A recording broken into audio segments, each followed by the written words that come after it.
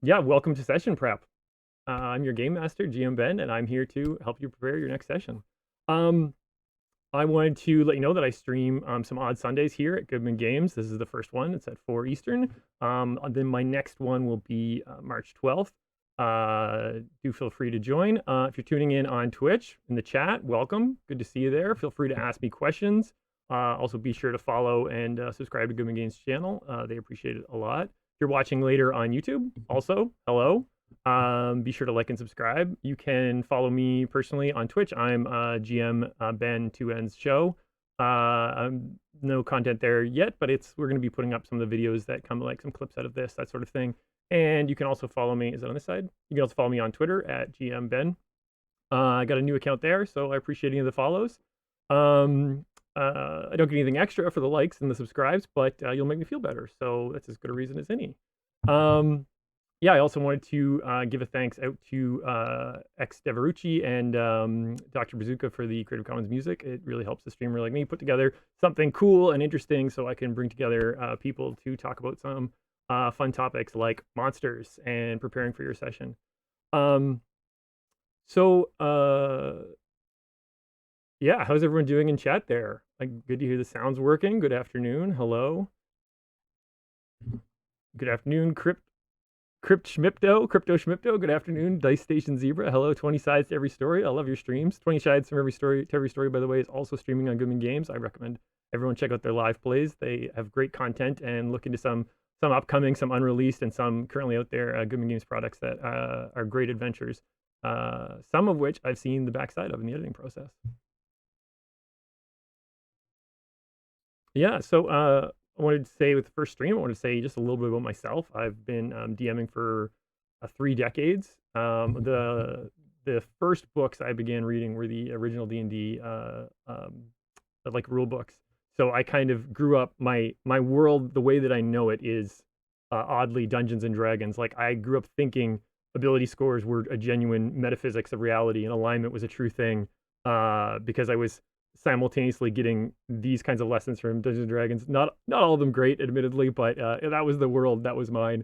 And of course the one out there that we all slowly learned about. Um, and I am also a lead editor at Goodman Games, and a game designer for some of their products as well. On the 5e side of things, I was lead editor on the 5e side of the Dungeon Denizens book, which is now on Kickstarter, and we'll be talking a bit more about that. And in this episode, I'm going to focus on the 5e side of things a little bit. Not every episode that I do will be 5e focused. I'm doing some system neutral ones, but there's a couple different angles I can take things, and this one is going to be, I put wrong side, 5e up in the corner. That's our focus, and we'll be looking at monsters connected with the Dungeon Denizens book. Yeah, and this is a special episode because not only is it my first one streaming with Session Prep, but Dungeon Denizens is live on Kickstarter right now. We got the link in the chat. It is 500 monsters for 5e, in addition to a complimentary paired book, the same 500 monsters, more even actually, with stretch goals for the DCC universe and rule set. It's got a virtual tabletop pack. It's got physical tokens. It's got print books. It's got 2 print books plus the extra delves. It's got the PDFs. I'm not just saying this because I work for them. I'm saying I am actually under contract.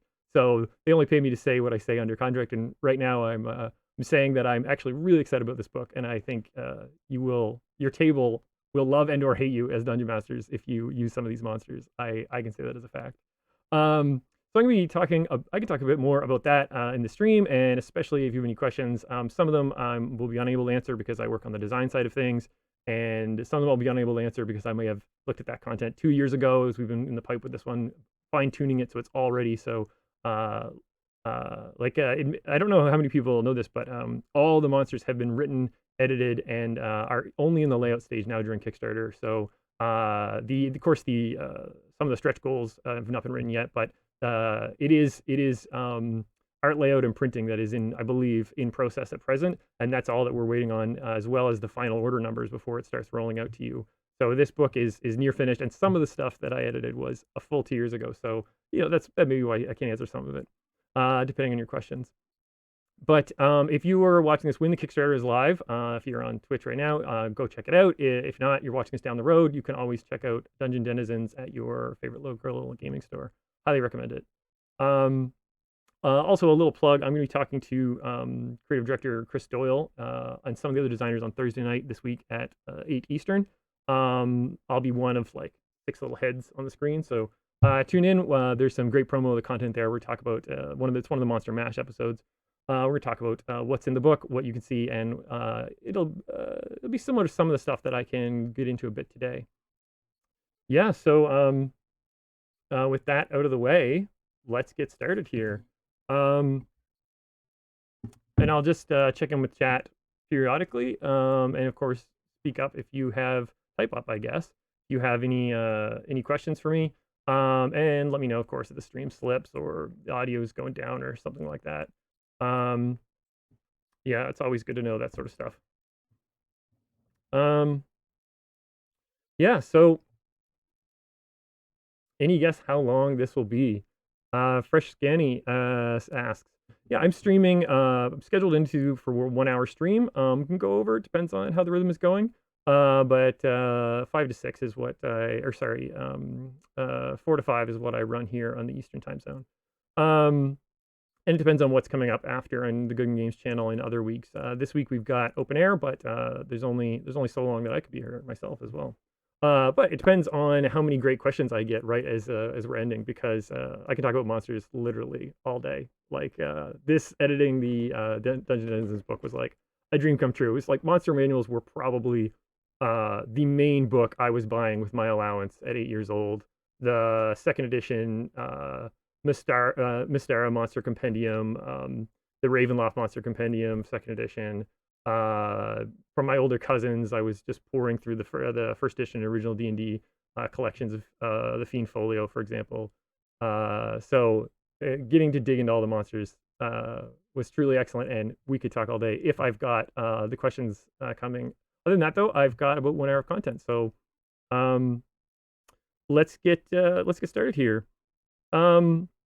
As I said, this can session prep. We're gonna find our rhythm with this. This is our first one, so we'll see how interactive each session prep episode can be. I could fill it one-sided. I can show you how I prepare my sessions. I could talk about what I'm going to be running down the road here for my players, and we could dig into it. And I could do it in a way that give my players they're tuned in. I'll say, oh, well, my players might want to mute this because something, but we also don't need to cover that. I am actually really excited to ask some of you in chat about your campaigns, and I can prepare your session as well. And we can kind of do a collaborative thing. We can kind of work together and come up with a monster, for example, or in future streams, we can do that sort of thing. It depends on who we've got in the chat, and it depends on kind of the content that we're covering. Yeah, so let's talk about monsters, which I can underline again here. I've got this nice little setup. Uh, I've got kind of my rough draft, like anything that I want to think about, put down, and then we've got our good copy, the kind of like the late arrivals. We'll have some things typed out there. Keep everything together.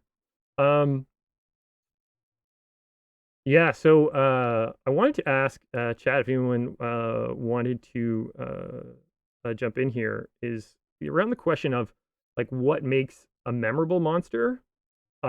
Starting thinking back to when we were, especially as dungeon masters, you're on one side of the screen so often. Starting thinking back to when you were a player is sometimes one of the better ways to start.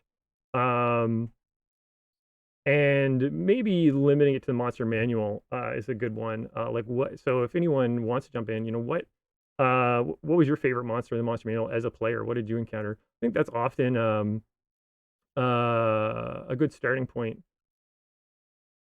And it's one of our starting points that we used in Dungeon Denizens as well. If my writing, I teach sometimes, I tell this to my students also, that if my writing on the board is non-readable, let me know. I'll make it bigger and more legible especially as we find a rhythm here. What makes a monster memorable? I can start that. Yeah. Vitani Maru says, reading through the Fiend Folio now, the Yellow Musk Creeper is so interesting to me. Oh my goodness, yes. It's a frightening one. I mean, obviously it depends on what level your characters encounter a foe. They can play all sorts of different roles in fifth edition, depending on if you kind of outclassed it or you've underclassed it. But the Yellow Musk Creeper arrives into hello, Echo the Wizard. Hey, welcome. The Yellow Musk Creeper often arrives in dungeons when the players are under leveled. It's kind of like a solo monstrosity plant that they stumble upon when they're not prepared for it because of the way that it sometimes doesn't get along well with the other denizens of a dungeon. It tends to have its own little zone, and that means it is potent and that fear component. I love a sign that makes a monster memorable. Like um uh yeah, one of the most memorable monsters for me that stands out is like the first time I fought a troll, and as a player, I'd never read the monster manual at that time, and you just have no clue what regeneration does or how it works. I don't know how many people get that beautiful experience of not knowing that fire and acid is going to solve the troll's regeneration, but you're just hacking and slashing at it, and you're getting nowhere. And of course, you beat the troll with just losing half your hit points or something like that. But then it wakes up and attacks again, and if you miss, suddenly its hit points have just doubled from 5 to 10, or different, depending if you've got an upgrade troll with higher or lower regeneration. Uh, it's truly frightening, like tactics and things developing that we don't understand, and our normal methods don't work for them. 20 Sides to Every Story says monsters that force the players to adapt or switch tactics. I find players who encounters the boule or boulette, depends on how you learn to say it, for the first time, are thrown for a loop when they suddenly have to deal with a creature that burrows. Oh yes, yeah, I love it. I love it also. Burrowing, like when the blue dragon, which I don't know how far back it had this, but if the party has encountered other dragons, or if maybe the blue dragon got a burrow speed at one point, but playing in a domain where a dragon can burrow, you're used to dragons flying, and suddenly it goes underground. Truly terrifying. It could come up anywhere. It'll get us and as a DM, you choose: do we want to end the initiative and go back to a surprise round? Do you want to give the players time to prep and then have it leap out? Or do you rely on that ready to action kind of swing back and forth? Uh, and I would say with the Boulette, unfortunately, at low levels, the ready to action is just as good as the initiative round. So it going underground is not as frightening if you keep initiative ticking. So at tier 1, I'd say end initiative when something goes underground. Give everyone an action, then roll it fresh when it jumps out. Best way to make it frightening. But in tier 2, the ready action disrupts your extra attack, stuff like that. It disrupts your bonus action. The more powers that the characters have, the ready action becomes weaker. And so a burrowing monster tier 2, tier 3, when the party goes, ooh, if I ready, I can only shoot it once with my bow. Yeah, I mean that's frightening, and it's a good way to take it. Um uh so we've kind of been talking about, I don't know, mechanics make a monster memorable, that we're saying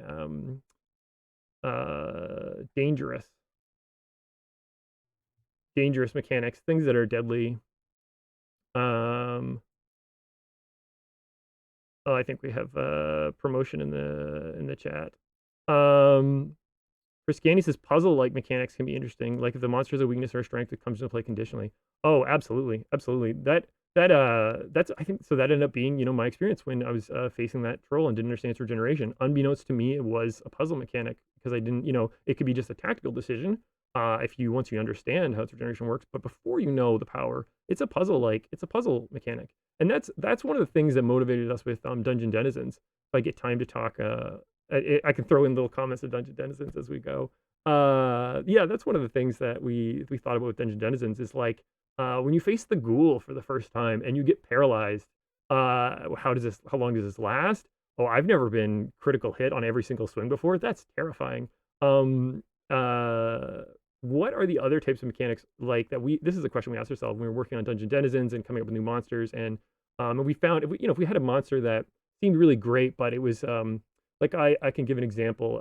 There was the Air Dancer as a monster that appeared in a Goodman Games adventure, and at the time, the policy, our editing policy, was to have the full stat blocks for every monster in the book. and in the adventure to help it be run easier. Like, and there's different layouts we do, but that was one of them. So that way you'd open the adventure on that page, you'd have the stat block. And instead of just doing an air elemental, if we're going to be eating a quarter of the page there with a stat block, I believe it was Chris Doyle. So then you just modify it slightly, like, oh, let's give in a special extra attack. So we got the air dancer, it has a special attack, and that was in an adventure, and it worked great because then in the adventure, instead of just having an air elemental, you've got something unique that does something surprising. It's not just a regular elemental, it's got a lash pull attack. And of course, if you ever given a flying creature a pull attack and had a cliff involved, you will know how dangerous that can be. Wonderful, wonderful combination there that Chris put together. But when we were putting together Dungeon Denizens and we arrived at this air dancer as in the editing team, we were like, this is, as it was, as planned, this is kind of a reskinned air elemental with a single extra attack. We can do better than this. So that was one that was flagged, and we said, let's upgrade the mechanics. Let's shoot that back to Chris, shoot it back to the designer. And these are the kinds of questions, we ask ourselves. What can we do to make it stand out, make it more interesting, make it a puzzle, make it something you can't figure out, make it something you're going to fail to before you'll succeed against it. This is a gaming tip that I didn't know that I'd arrive at first stream. EU catastrophe was a word. Look it up. Excellent definition, coined by J.R.R. Tolkien. He loved this phrase. He said it was one of the best moments in storytelling. The catastrophe, the undoing of a catastrophe. It is when the players are, or the heroes, the protagonists are, and we've all seen these moments in movies. It's a beautiful moment in movies where failure is near certain. Death looms, hit points are low, and it's that swing, that twist. The sun comes out, the music swells, the character grabs the magic sword. I love those moments in movies. It almost like brings tears to my eyes, like this catastrophe moment where you snatch victory from the jaws of defeat. And that's what happens. You have a monster that gets the best of you in the start of the encounter, and then you figure it out. Maybe as dungeon masters, you've got this really hard mechanic, and you're thinking to yourself, you got a difficult mechanic that helps do this. And your difficult mechanic, let's say it's the Trolls regeneration. You've come up with a newer type of regeneration.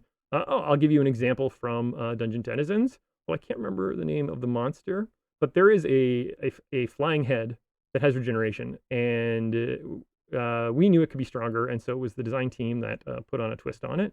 And we're like, what overcomes this regeneration? I mean, acid, fire, this is common. What if it can always regenerate until its body is destroyed, as long or its body is removed? So as long as it's within 100 feet of its body, it can regenerate fully. So this is something where you've got a head, just like you can play whack-a-mole with this flying head that bites you and latches on. You can smash it and it'll leap up, and so you've got this difficult mechanic. And the players, if it's winning, if it's got like a poison bite, I can't recall the CR of this head, but and it's dropping your players, they're near defeat and they just can't solve this regeneration. That's the moment. You're at the moment of catastrophe as a dungeon master. How can you turn it around? How can you grab them? And I think the knowledge check is a great one there. The spend inspiration, kind of pause the game. In the middle of the initiative, the players are losing. You say, you've got a high intelligence. Do you want to roll an Arcana? What do you recognize that this monster is doing? Or you notice that the flying head is glancing. Whenever someone goes close to the northern wall, the flying head's deathly white eyes are twisting in their sockets towards a tomb, a cask, plaque sealing off some sort of sarcophagus within the wall. And then the players go, oh, the monster is linked to that. And at low health, they tear out its body, and then victory comes to them. This is using Tolkien's catastrophe. Great little tip there that I'd recommend. 20 sides to every story says, we did a playtest of some of the Dungeon Denizens creatures on Friday. Wonderful. Oh, I missed that one, but that's great to hear. The players said they felt it was like trying to solve a puzzle as they learned something new about the monsters each round. They loved having monsters they hadn't seen before, unique abilities they couldn't predict. Great to hear that. That's our 100% our goal.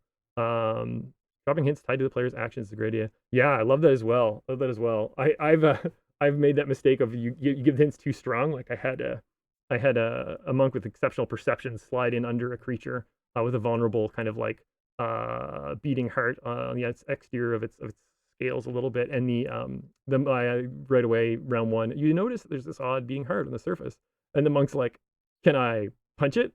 And of course, that's not typically written in a fifth edition, but some of the monsters in the book have a vulnerable target that you can, if you drop hints, the players can attack it. And I'm like, yes, you can. And the monk first hit smashes that. The creature's damage threshold, which is typically reserved for objects, but we used it for some of the gargantuan Godzilla style creatures, a damage threshold. Just if they take 10 or less damage, for example, they take none, a damage threshold. And the monk punched that beating heart on the outside of the creature's body. Its scales cracked away, revealing it's just like this tender newborn Godzilla, though of course still size gargantuan. And we went into phase 2 of the fight. A great moment. However, I should have given the hint at the end of the player's turn. I made the mistake of giving the hint at the start of the player's turn. They were already winning. You know why? I didn't need to give the hint that turn. The player, they were able to flip the turn immediately and strike the heart.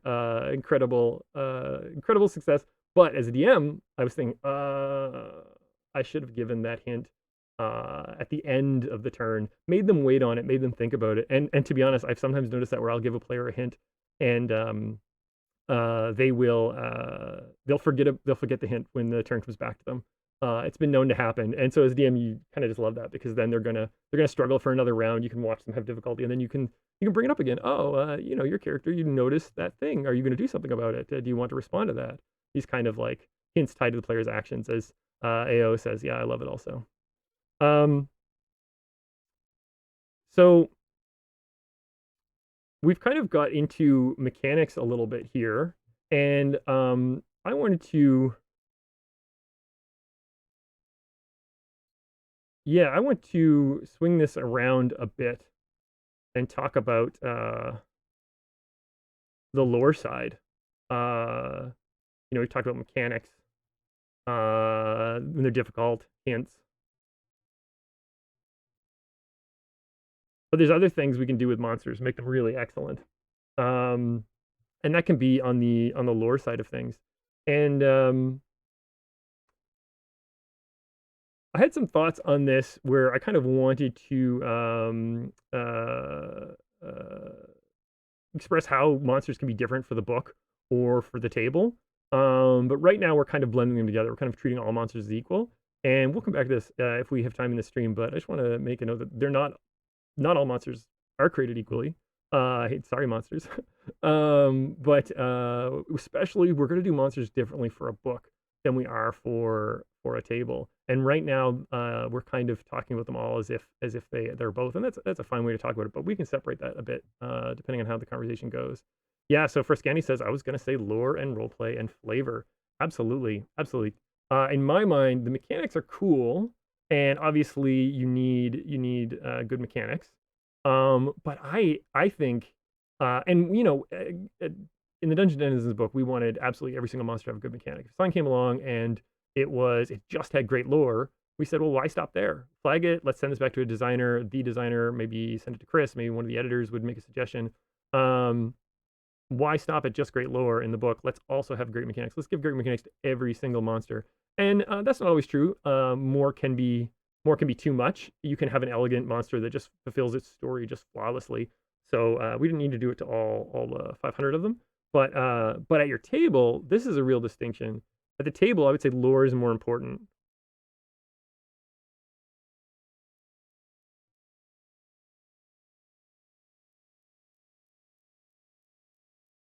Um, I think I want to throw some of this up onto the left-hand side of the screen here a little bit. So I'll ask chat while I do that.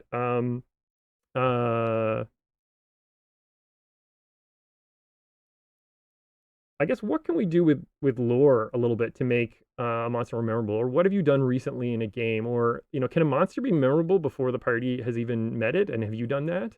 And so just thinking here that we can say that we can talk about We talked a little bit mechanics.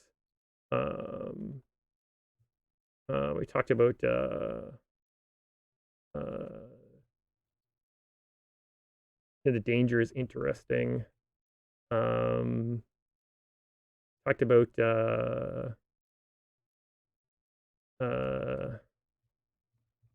new mechanics make a puzzle. We talked about catastrophe. uh, uh, when a difficult fight turns around. When I'm teaching grammar, I actually say to my students, I say, if you catch any spelling mistakes on the board, I'm an editor, right? I edit PhDs. I've edited some really prolific game designers. I've edited for Robin D. Laws. I've edited for Wolfgang Bauer. If you catch any spelling mistakes on the page, I have spell check turned off. Let me know. You'll feel great. I'll feel embarrassed. It'll be a learning moment. It'll be perfect. Okay, so you could actually, when a difficult fight turns around, use hints. Yeah, some great stuff there. Uh, then we get to lore.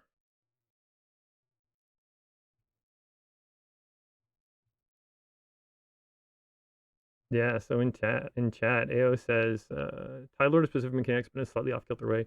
Absolutely, absolutely. When Dungeon Denizens, we had this element where we wanted every monster to have. This came up from Brian, I think, brought this up in the last Monster Mash. We want everything to have, which is currently in a replay on Twitch. We want every monster to have good lore. We want every monster to have good mechanics. And if we, always blend the two together, they should be matched there.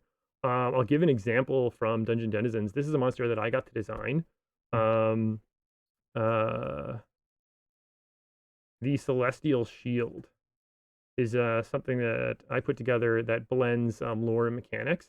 Uh, so this is a preview for a monster in the book. I hope that it makes it, by the way. We are at a stage where some things can get cut. But I was talking to creative director Chris Doyle, and the monsters had mostly all been put together. We had some 300 of them already written when I got the editing stack, and another 200 were incoming. They were kind of all dedicated. But there was room. There was some we wanted to bump. There's other ones that were going to be stretch goals. Maybe we include them, maybe we wouldn't. And something that was on our mind is pardon me, we wanted some celestials that the players could end up fighting. Like that was kind of on a tick box. We don't have enough celestials. You don't need many, but in a book of 500, we got to at least have say 10. And if we're putting a celestial in the book, there can be an ally mechanic. There can be a likelihood of some being summoned. There can be helping the party, stuff like that.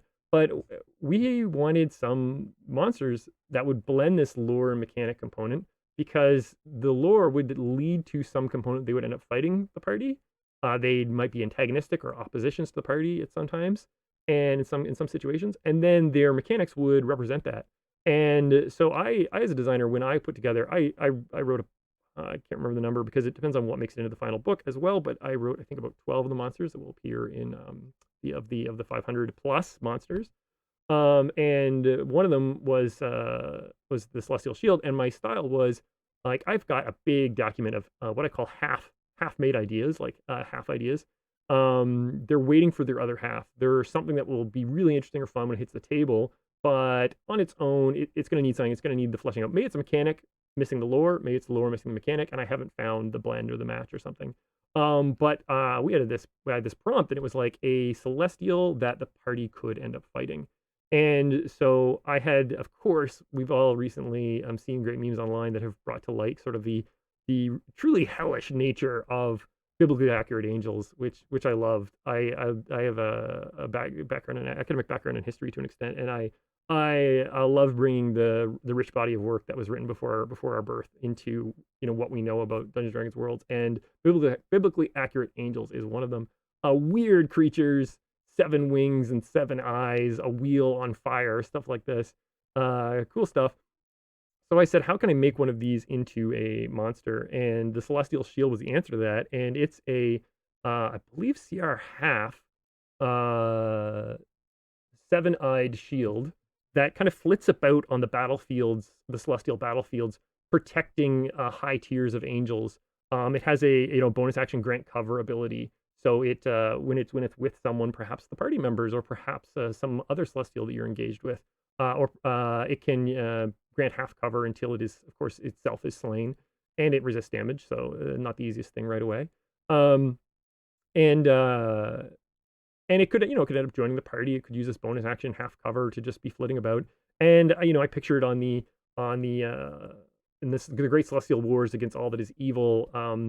Paladins and crusaders and heroes of note might be granted the service of a high celestial shield, and had to make them weird. They have a voice like wind chimes, and the attitude of like a laughing baby or something, but only speak through the chimes, bodiless chimes, and the celestial shield would could potentially attach itself to characters of note or heroes or paladins, and it actually get left behind somewhere on its battlefields, be that in an extraplanar location or on the material plane.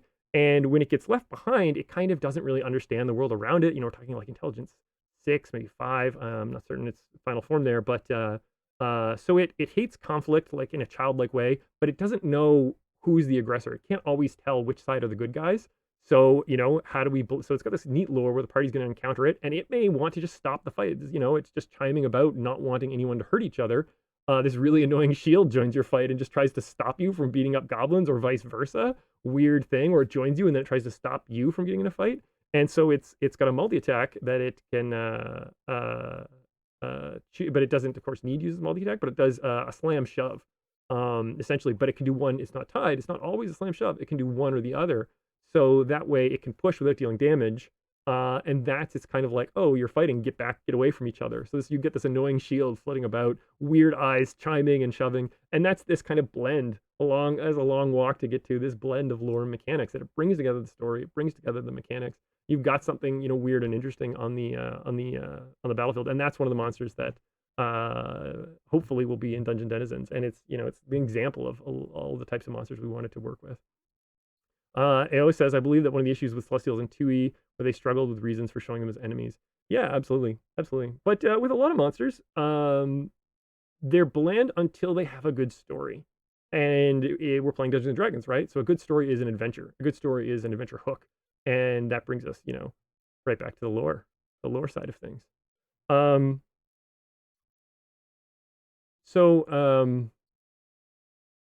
Something that I was thinking a little bit about is if you're designing, a monster for the book, it's a little different. You need to put the good lore up front, right? It's got to be on the paragraph. You want someone who glances to see how cool this monster is and how much they want to use it. They're like, this celestial shield, it's got to hit my table. That's really cool. Or the yellow musk creeper, for example. But of course, your players don't encounter the monster through the monster manual, and ideally they're not. They're not reading that paragraph. They're getting it kind of slipped to them really slowly by the way the you as dungeon master are kind of introducing the creatures. So I was thinking about getting ready for this stream, like the different ways that we kind of, as players, learn about monsters, or as dungeon masters, can kind of pass on these hints, this like the foreshadowing, the extra information. AO asks, is story just lore? Is it something more, something emergent? Catastrophe. Yeah, great question. I think the words, story, lore, they do kind of blend together. If we were going to pull out a dictionary, don't need to, but they're a smidge different, so we've got different reasons to use them. But is story just lore? Lore is information, and story is motion. Story is action. Story is conflict. So they're not one-to-one, but lore can be presented through a story. Lore can be a form of a story. Like the Celestial Shield, for example, knowing that they fight in the Celestial armies is lore, and when it gets left behind, that's a story. But we can often use them in this kind of conversation. We can often use them interchangeable because both of them can be rich, and both of them. So, but that's a good segue back to how do we give this information to players in a way that they get that lore? There can be the coolest lore in Dungeon Denizens like ever, an amazing monster, and it just shows up and surprise round, arrow, critical hit, assassin, your Celestial Shield just drops dead with a whimper. You hear the chimes and that's it. Neat. There's something weird about that shield that I just shot, but the lore is not there. So, of course, when you've got a real showstopper of a big bad monster, you don't just want an assassin's arrow to drop it. In the surprise round, you want it to live before that moment. And of course, if they kill it in the first round, that's well earned. Okay, you got to give it to your players when they earn it. Um, uh, yeah, I was thinking back to like a lesson that's in fiction. Those of you who don't know my background, I also edit for the London Reader, which focuses on fiction. Occasionally nonfiction as well. We have some fantasy and sci-fi background, but it's also contemporary fiction. Deals with a lot of topics. But one of the just traits that a beginning level kind of creative writing class will like say to you, which is kind of relevant to the table. Not all of that information is, but this guide is how do we session prep, awesome, thank you. Ryan, yeah, ran into you on Reddit earlier. Great to see that you're here, dropping in. Thanks, good to see you here. Yeah, how do we know how do we know a character can also be applied to a monster? And they say like, oh, how do we know a character in a book? Well, we know a character by what the narrator says about them, like what's just written about them. But we can also know them in what they do, and we can know them in what others say about them. Uh, and I think it's good to lean on those three pillars. I'll put it in lore here. Uh, Different from the book at the table. How do we know what a monster at the table? Um, what the DM says, DM or GM. Since this stream's free, we can use the copyrighted term DM. But of course, all 5e, SRD, and Creative Commons content is GM. But here we're fan content policy. What the DM says. How to know about a monster at the table? The DM can just tell you. But that's one of the least interesting. Why would the DM just open the book and start reading? If you've done that as a DM, do not feel bad. I have done it too. Sometimes the book's so interesting, you just want to read it to your players. But we can do better than that. The most common way that comes up is what the monster does at the table. What the DM says, what the monster does. Very common. How do you learn about it? We don't say anything. They just show up and attack, right? They're the shadow that moves. The past victims you find, that's another great one. It's what the monster does when the monster's not present. Yes, a wonderful form of foreshadowing from Ryan. Love it. Um, and of course, what others say. We use this a lot. The rumors table. This comes up. We are in town. You want to gather information, especially if there's a big bad. Others may know about the monster, so it's a good one to use. What others say about the monster. But I think those are the three that are come up in fiction. Just a check box. Oh, how do we know about a character? These three. There's a fourth one in D&D, which is uh, what the characters already know, right? As well. That's the old Arcana check, the history check, the religion check. Make an Arcana check, you trained with the undead, so you'd be familiar with, or that kind of lead in where you tell them about you studied because you're a cleric with trained in religion. You've heard the myths of the celestial shields that guard the hosts of paladins, and one was painted in the altar of the church where you trained as a acolyte, or something like this. What the characters already know. I think these are great. These are great ins, uh, leads to use to introduce monster lore at the table, which is different, of course, than how it's going to appear in the book. So when you've got Dungeon Denizens, you're opening it and you're ready to run some content for your players. Of course, for you, it's not for them. It's not just content for them. It's the story, and the story is event after event. It's motion, and a story happens sequentially, right? It's one thing then the next. If you skip back in time, it's still you're gonna go forward before you go back. So sequential.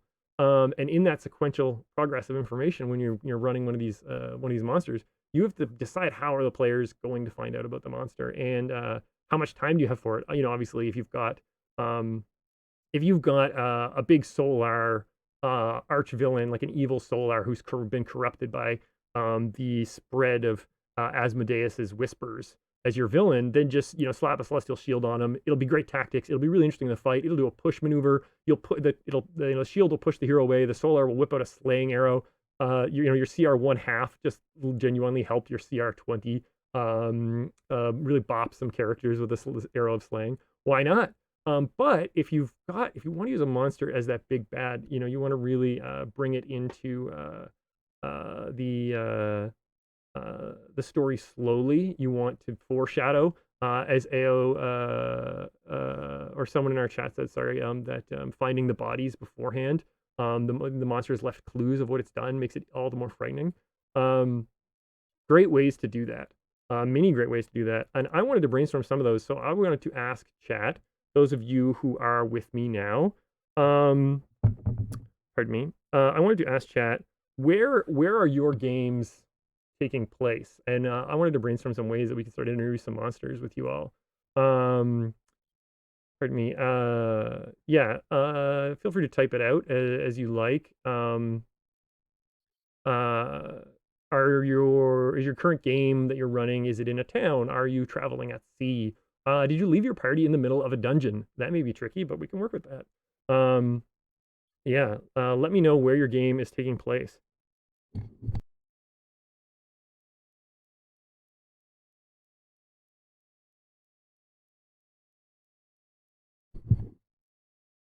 Thank you for your patience as I get some hydration here. Where is your game taking place? Yeah, like I was saying, oh, the Feywild, mine for one. Entrance of a temple swamp for another. Feywild, love it. There's so many different variations of the Feywild. Love seeing it. Love seeing it at the table. In town, definitely. We're always lots of characters in town. Currently in a port town shrouded by a wall of fog. Ooh, a wall of fog. I like that. Why not don't just have one thing. Don't just have a town. Props to the dungeon master there. Wanting to run in sigil. Sigil, I think. I said sigil, but I think they specifically wanted to alienate or trick people that would say a sigil. It is sigil. Waterdeep. There's lots of town, lots of cities. My players are about to travel from a Forgotten Realms town, find a cultist camp. I'm also world building an urban fantasy campaign in Austin, Texas. Ah, cool. Urban fantasy campaign in Austin, Texas. Yeah, I'm personally intimidated by modern games because your players are just going to do something like they're going to know Austin, Texas better than you. They're going to be like, well, I go down to the Fifth Street Graveyard, and as a DM, I would like to do yes and yes but kind of thing. I like to leap off of that. Like I don't want to tell players no. You can't always. You can be like, this is my Austin, Texas. There's no graveyard down on Fifth Street or something. I know Austin doesn't have those exact streets or graveyards, but so props to you for Scanny for running a modern campaign like that. Because I always try and improvise with my players, but a modern puts a lot of power in their hands. Like someone just go, I pull up my cell phone. It's like, yeah, okay, cool. You got a cell phone. Let's work with that. Yeah, but I'm seeing a lot of town. I just ran an urban campaign, and cities can be overwhelming at times. There can be so much going on. It can kind of like, why is the story important that you're trying to tell when there's all this stuff? Which is also why I love the Port Town Shrouded by Fog that Vitani Mauro brought up. I ran. I don't know if those of you know the False Hydra, which is do yourself a favor if you're a Dungeon Master, look up the False Hydra. If you're a player, forget that I'm telling you anything. But I ran the False Hydra, and if you know the False Hydra, you're gonna love that joke. But I ran the False Hydra, and what I did was I was in a city. I had 16th level players, 17th, and I knew I could still scare them with the False Hydra, but I needed to constrain the storyline to this horrific monster. False Hydra for sure, yeah. From Ryan, yeah. And so what I did was the Wall of Fog, and of course, if you got supernatural creatures, why not just make the Wall of Fog even worse? But it's visually with the focal point, what you narrate, where the players go, the Wall of Fog can really rein that in. Like if you're in a city street with the Wall of Fog, someone says, "What's around me?" You kind of owe them a couple descriptions, and anything you describe, they may engage with it. If you've got a wall of fog, you've got a city under fog, you've got a focused, a bit more like targeted storyline, and so you can say, in the fog, you see only one building. There are others that, but they are boarded up due to the inclement weather or something like that. Similarly, when you're in a city, you've kind of got to, or a town, and you're trying to figure out how to introduce a monster. And in the chat there was also the entrance of a temple swamp. So maybe going from this is a different person's campaign, but maybe you're going to move from a town to a temple swamp, or if you're going to leave the town, for Scanny has there, you're going to travel from a Forgotten Realms town to find a cultist camp. So you're going to leave the town. The town is a great place to foreshadow a monster, but how are you going to do it? And it is tricky because in the town, until you initiate something, the players, well, I'll walk that back. There are certain players, and if you're a player listening to this, take this tip. If you're a player and you're in a town, you know you're going on an adventure, roll some knowledge checks, get that advantage, get the props, go to the sage, go to the innkeeper, collect rumors, Adventures are often written with that rumor table. Little tip to players: grab as much info you can before you leave the town. Don't eat up too much table time if you're doing it. The smaller a party you got, the more table time you can spend on this. But be aware that you'll be much better equipped to handle any dungeon if you ask around in town before departing. However, let's say we're as dungeon masters and our cool adventure or that we're planning has all this great info about what the parties can find out in town, and they're not using it. They're not going to speak to a shopkeep whose daughter was attacked or whose father was has been missing for 10 years. They're not going to speak to a sage and asking about, oh, we're going towards a cultist camp. Do you know how long they've been there? They're not kind of doing this information gathering. How do you begin to layer in some monster lore? And I welcome any ideas in the chat if anyone wants to jump in there and add on. One of the ones I was thinking about that I use is if you've got a big bad, smart players don't leave town. They've got everything they need. Yeah, I think AO, I love that. But the reality is, what you're saying is no character I've ever DM'd has been smart because they've all had a death wish. those are the stories we tell. Heroes with death wishes. No, it's absolutely true. They're about to leave. I like the dream sequence, to be honest. It's a trope that I've fallen back on enough that now I need to do something different. But if you've never used it, I highly recommend it. Choose a player that would have some reason to be attuned to a dream realm, like someone who's a spellcaster or someone who has a background connection to the event you're about to be, because dreams can sometimes be ways of looking back into our past. So let's say you're about to find a cultist camp, and one of the characters has a connection to the cultist camp. One of the Wizards of the Coast published adventures, I believe, Court of the Dragon Queen, has a couple starter backgrounds, and one of them is you're a former cultist, which is pretty cool. It kind of draws an established background, draws you into the adventure, and it is specifically outlines that you don't know more than XYZ. Just gives you this little thing, and that helps keep the background under like a little tighter, a little focused. Doesn't allow the player to just willy-nilly say, oh, I should know this, I should know that. But as a DM, you sometimes want there to be more. And a dream sequence, and I don't mean sequence, I guess I just mean a dream description. Like during a long rest, you say the character Frascani, for example, during your long rest, Frascani, you slip into a foggy dream when you were a young child in the cult, and you remember those terrible nights where they would bring prisoners. And you would run from this, but there was one night where you crept closer and you tried to block it out, but it comes to you in the dream. You remember clearly that in the depths below you heard. And so the dream sequence is a neat way to remind players or to send them premonition, like magical monsters. Why not? Why not? Hags of the Dream Spell. Why aren't there all sorts of supernatural beings that accidentally taint or inadvertently disrupt the dreams of those who sleep within 100 miles, 10 miles, 1 mile of where they dwell? And so you can use this kind of it's like a film flashback, right? Like a lot of movies will have a clip of the monster before the heroes have seen it, but just to show the audience, you've got to use that for your players. Give them hints, give them the taste, and the dream is a great way to do it. Other sorts of lore ways are great. Waterdeep was interesting because, of course, Dragon Heist basically takes place in a town. Yeah, I ran Dragon Heist. It's an interesting one. May a monster appears like a helpful character in a dream to draw the carriage to them. Love it.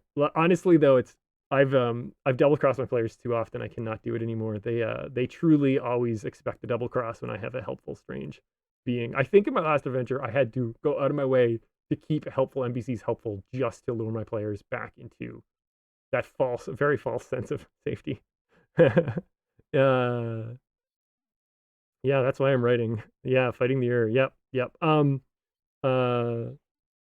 And of course, in a town, you've got get them to leave the city is difficult. It is difficult. That I'd like that for a tip. I'm gonna write that down for a future stream. Getting the players to leave the city, because there's some great content we could talk about on that. But you've got so many NPCs around. Why not have one of them come up to them? Say, oh, I heard you were going to the cave, or I saw you're buying a crossbow. What do you need that for? Or have you heard of or do you know of or I was up there myself and there were strange cries down below. Foreshadow that monster. You're going to get some of that lore out in advance. I heard, like the Celestial Shield, I heard strange chimes in the forest. It sounded almost like a baby crying, but it came from what could have only have been a wind chime, something like that. Getting players to leave town. I'm gonna come back to this in another stream. It's a great one. How do you do it?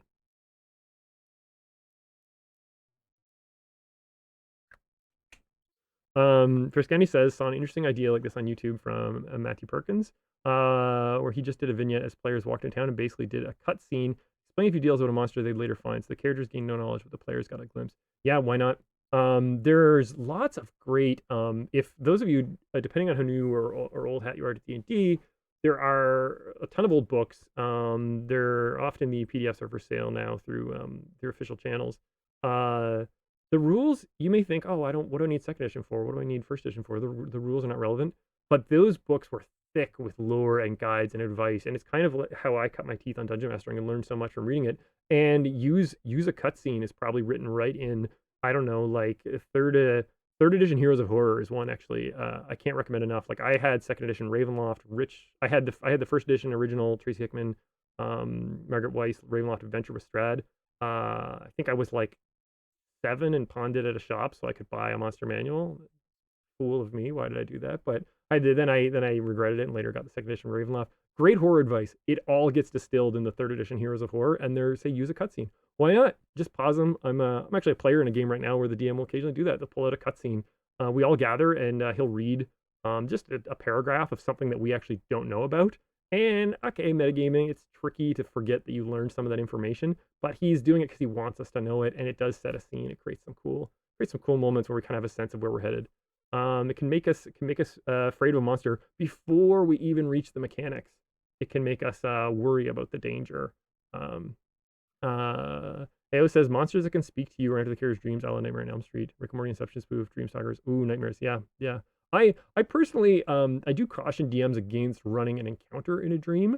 If you establish that players who die in the dreams die in real life, you can do it, but there's often an element of what's going on in here doesn't matter, so I can do anything. So why does it matter? And why does any of D&D matter? But there's a little I won't get into this because we're focused so nicely on monsters. But as a little aside, one of the most important traits in a game of Dungeons and Dragons is verisimilitude, which is a fancy word for saying consistency of little details. Basically, you want coherence. If you go into town and there's a man that asks for attacks, the next time you come back, you're going to expect that people know he was there. If he's not there, why is he not there? He should be there again. Did something happen to him? That's verisimilitude. You expect consistency. Dreams disrupt that. And when we as players try to get engaged in a game, we love that consistency. That's what tells us what we do matters. That's kind of like that's why that's one of the reasons why a dream sequence session can be a little unfulfilling because it doesn't. You need a good trick to make a dream matter. Why does the dream matter? Why is it going to change the world we're all playing in? If you just have a silly, oh, it's a dream sequence, I'm going to throw a bunch of monsters at you, or which I don't think you would do that. Your suggestion there, but it's just a word of caution for DMs. You really got to use dream sequences careful. They have to matter. That's my point. Vitani Maru says the way I hint at my monsters in my story is having the players lured into a haunted manor because a group of the NPCs has a member kidnapped and they think they are taken there. The two NPCs that take them there disappear when the players explore rooms on the first floor. Yeah, absolutely. They head upstairs. The players encounter direwolves. And you can hear the direwolves pawing on the floor upstairs. There's an incredible monster up there. And there's something excellent about going up and finding wolves. It's like a real upside down moment where the players will feel very out of their element. They're getting tackled by direwolves on the second floor of a manor. I'm loving that scene. I'm picturing it right now. I want the direwolves instead of trip to hurl the players off a balcony and pounce on them. Yep, extra damage from the pounce. Let's do it. Merry mechanics and lore. The direwolves throw them off the balcony and leap down. Yeah, AO says, why not use cutscenes, use more visual techniques for the cinema? Why not? Yeah, why not? I'm with you. And the DM that I'm playing with now, he's running, I usually DM, the forever DM, quote unquote, but I've gotten some great opportunities in the last couple of years to be a player. And he's using cutscenes, keeping them short and sweet. He sometimes hits us with 3 at once as if the camera leaps around and each one is a paragraph. Simple little paragraph. He will read to us, gets us in the mood, lets us know what's going on. He's running kind of a Lord of the Rings style plot, so there's kind of armies on the move sort of thing. So it's quite useful for him there. Highly recommend it.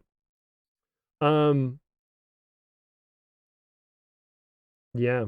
And Vitani Mario says it was a lot of fun running my home group through the second floor, each room upstairs. Before the encounter room gets progressively more creepy, there's broken windows, claw marks, blood splat on the floor and wall. Absolutely, absolutely, progressively more creepy. This is exactly one of the techniques of fiction. I'm going to see if I can get this right on the camera. Rising action, climbs as you go forward. It's getting more intense.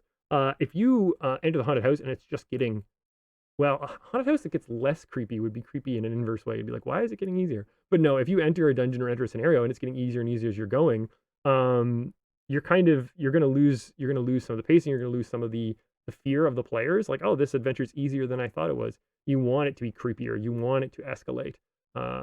Yeah, definitely. I ran a haunted house adventure on Halloween this year for 2 groups, or last year, I guess, Halloween most recent past. And the concept of the Halloween adventures I tend to run is the players do not know what they will be facing when they gather in the room. But from there, from a blank slate of knowledge, I have to very quickly make them afraid of whatever we are going to face, while also keeping a mystery. So I went with the supernatural, and I was playing up that there's something moving in this house, unbeknownst to them. They had, of course, the mystery. Oh, is it just a Scooby-Doo prank by someone who's alive? Is it some kind of monster that killed the family? Is it the ghost of the family? And they'd slowly learn as they go. But what they're learning is how much more dangerous it is than they thought. Not only is it the ghost of the family, but one of the ghosts has their eyes stabbed out by knitting needles and attacks the character. As soon as you get a character alone, leaps out of them and attacks and then runs away. And we know we'll be facing that ghost soon, who weapons cannot hurt him. The mechanics making the fear even more. Um, I'm running up on the end of my stream time here, but I think this is an excellent time to shift in the direction of questions. If you have a question for me about Dungeon Denizens, about monsters, or something else we should cover before the end of the stream, because we've talked a little bit about making monsters for the manual and the table, and one of the things I was thinking was they are different for a book. For a book, they're for everyone, they're for every party. For a table, they're for your players, they're for your party. And there is some differences there. There's some commonalities we talked about. I mean, every monster, you want that marriage of lore and mechanics, but different for your table, very different, is the mechanics. The party you're writing mechanics for. Whether they are familiar with the Trolls Regeneration or not. And your party, that you have a character who is really keen to investigate dreams, and you can seed ideas through your warlock's patron, for example, or you've got a character who always talks to squirrels, and that a little squirrel that's frightened of a monster in the forest is going to grab them. You can use your players, if you know your players, you can use what they do and what they are and where they go as in advance. You can think of that and use that as hooks. That's a great little brainstorm that we could have done this stream that we didn't get to, is talking about some of your players and thinking about, oh, you've got a druid. Well, let's talk about that druid and how can we make them excited for an upcoming monster battle, for example. Let's think about what does their character or that player latch onto. Yeah. Any final questions from chat about Dungeon Denizens, about monsters, about monsters for the manual or the table, or about mechanics, or about lore? Skinny says probably a whole stream in itself. Any tips for inhabiting or prepping roleplay for making monsters memorable? Ooh, that's a great question. It could be a stream into itself. Any tips for inhabiting or prepping roleplay for making monsters memorable? Yes, I will say, first off, use the anime comic book vignette in the middle of initiative. We often have this gimmick about, oh, your big bad evil guy tries to give a speech and the players attack. That's because he's trying to give the speech before initiative has been rolled. Roll initiative, make it be his turn, and then let him talk for 90 seconds. Doesn't matter. It's his turn in initiative. Everyone has to wait. That's one of the ways you can do it. Have him speak. And so that's what I say for, of course, an NPC that's talking. But for a monster, it's the same. As soon as they are at the table, everything they do is both physical and has a rules component. So when they attack, they're moving their, appendage or body. And of course, there's the 5 senses. Monsters often roleplay through kind of what we hear and see about them. Like when you're roleplaying a monster, sometimes it's as great as making like squishing sounds with your mouth when they attack, and all your players will go like, I do not want to get hit by that acid. That sounds grotesque. AO says, most exciting monster coming out from Dungeon Denizens. Can you preview tease one of your favorite Dungeon Denizens? Yeah, I don't mind. I'd love to do this. This one may not excite you all as much, so I will leave some of the previewing for the Monster Mass stream, which is on Thursday at 8 Eastern this week. sure there will be more. There will be others. There's, I think, a couple streams this week. Do check out our schedule, which will be released tomorrow on Goodman Games website. And the Twitch schedule will be updated with it as well. But yeah, I'm going to be on a Twitch stream Thursday at 8. And there's also one tomorrow in the morning. I forget what time. Chris Doyle and Michael Curtis are going over some of the lists of all the content. How many giants, how many celestials. They've got some of that great info for you. But yeah, I will give you one. It doesn't necessarily excite all of you, but I really like the door golems, which are supposed to be unlocked. I really hope that they do get unlocked if they haven't already. The door golems were so interesting. It was kind of like why didn't I think of this? I've seen it in movies. Why don't I already have great stats? There's the columns in the old older edition manual column golems, like the animated columns. Why don't we have door golems? And I just it's a stat block and a bit of lore that I never knew I needed, or I always knew that I needed and I forgot to ever put it together. And it's in this book. There's 4 different varieties: a wooden door, an iron door, an adamantine door for various CRs. And I think you need this sometimes. Like, why not just have a door that you can kill to get through it? Every door is its pick. Why not have a door you can kill? But you won't just kill it because these golems can talk. Maybe it's lonely. Maybe it's got a friend door, but because it can't move, so it'll open for you if you can somehow reunite it with its friend, and the players have to somehow get a big mirror and help it see the other door, or it eats gems and it's hungry, or a talking door with stats you can fight it. Please, I want more of them. They've got arms that they can animate. They can grab you. The adamantine door, which is immune to fire, can drop fireballs if you try and beat it. Please. I love the door golems. Want more of them in my game. Yeah. I was just scrolling up in the chat. One of the ones I missed, one of the messages I missed here was, nope, it's gone. Oh, some exciting detail from your favorite encounter you've DM'd. How can we use that at our tables? Favorite encounter I've DM'd. How can we use it at the tables? I can answer that as well. My players listening to this, they may appreciate this, that one of my favorite encounters I DM'd was I